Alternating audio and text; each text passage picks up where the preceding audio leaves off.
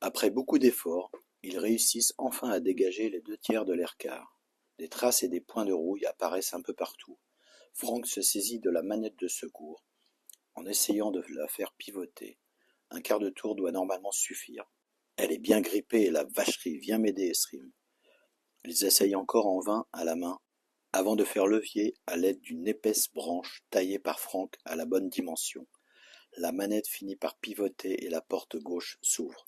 Ils s'engouffrent tous les deux dans l'habitacle. Frank, qui connaît bien son aircar, tente de remettre en fonction la pile nucléaire. Il utilise pour cela la procédure de secours. Il n'a utilisé qu'une seule fois. Si ça fonctionne, il faudra couper très vite l'enregistreur et le traffic driver, même si je pense qu'il n'y a pas de réseau ici. On ne sait jamais. Oui, j'y pensais aussi. Normalement, les aircars ne démarrent qu'avec l'accord du traffic driver relié à la TMA, Traffic Monitoring Agency. Mais dans les cas rares de panne de circuit électrique, on peut démarrer sans cette autorisation. Les deux hommes s'acharnent à redonner vie au véhicule, sans succès car le système électrique ne veut rien savoir. Soudain, Frank a une idée. Pourquoi n'y a-t-il pas pensé plus tôt, se dit-il. Il se précipite à l'arrière de l'aircar et se glisse dessous afin d'accéder à une trappe qu'il déverrouille facilement. Il en extrait un boîtier noir. Je n'y pensais plus, mais j'avais acquis ce petit générateur starter de secours en cas de problème. J'espère qu'il est toujours en état de marche. Essayons.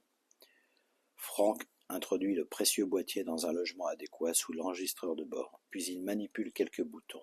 Miracle. Le voyant s'illumine, le moteur nucléaire redémarre enfin.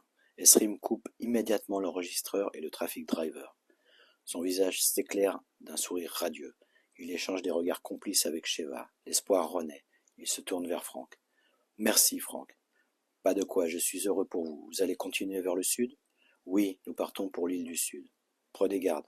Entre les deux îles du nord et du sud, la surveillance militaire est omniprésente. Nous prendrons toutes les précautions nécessaires. Peut-être viendras-tu avec nous? Non, merci. Ma vie est ici désormais. Frank, tu sais que nous ne pourrons pas te ramener l'aircar. Je le sais bien. Il est à vous. Profitez-en pour accéder à votre rêve de liberté. Malheureusement, je crois que vos chances de réussite sont bien maigres. Au fond, Frank admire leur audace. Il sent déjà trop le poids de l'âge sur ses épaules. Il ne veut surtout pas revenir en arrière et finir dans une geôle quelconque. Il a réussi son émancipation à la force du poignet, et grâce à son mental fort. Malgré des conditions difficiles, il se sent libre et serein. Esrim et Frank finissent de dégager les alentours du véhicule, puis Sheva prend place à côté d'Esrim. Il décolle enfin à l'aide du pilotage autonome. L'aircar s'élève lentement au-dessus de la petite clairière.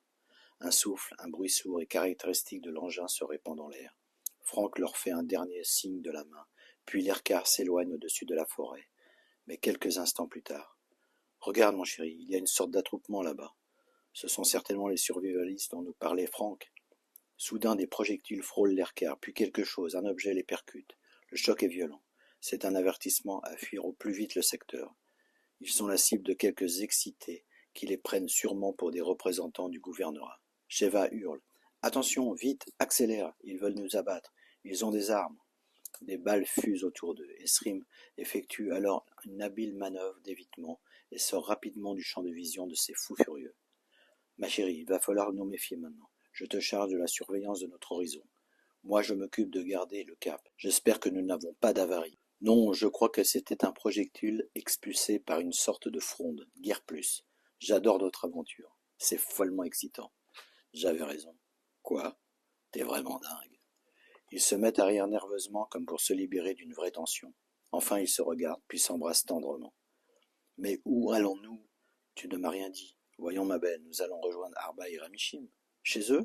Enfin, chez moi? Non, ils ont sûrement dû décamper rapidement à cause de nos péripéties.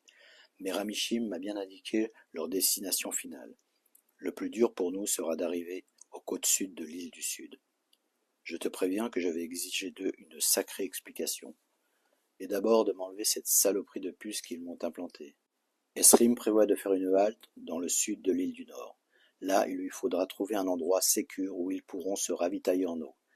Esrim a toujours sur lui quelques pastilles qui assainissent l'eau. À cause des 7 guerres, l'eau est contaminée partout sur le territoire. Même le réseau d'eau des métropoles se révèle peu fiable.